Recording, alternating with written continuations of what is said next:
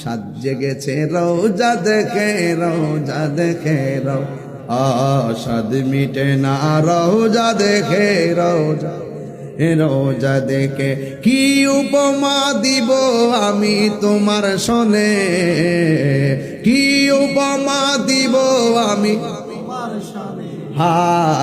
সাদ মিটে না রোজা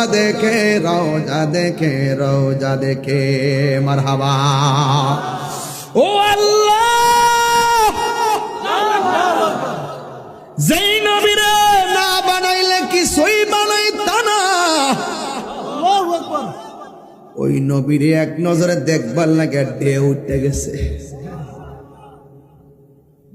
এখন ফেরেশতারা নবীর দেখার জন্য যে অনুরোধ করলো, আল্লাহ রাব্বুল আলামিন কেন নবীর আরশে নিছে?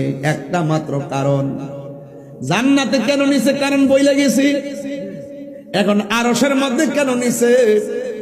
আরশের ফেরেশতারা নবী দেখতে চাইছে, এই জন্য আমার নবীরে মেরাজ করাইতে যাইয়া জান্নাতটা যেমন ঘুরাইছে, আমার আল্লাহ আরশটারও ঘুরাইছে।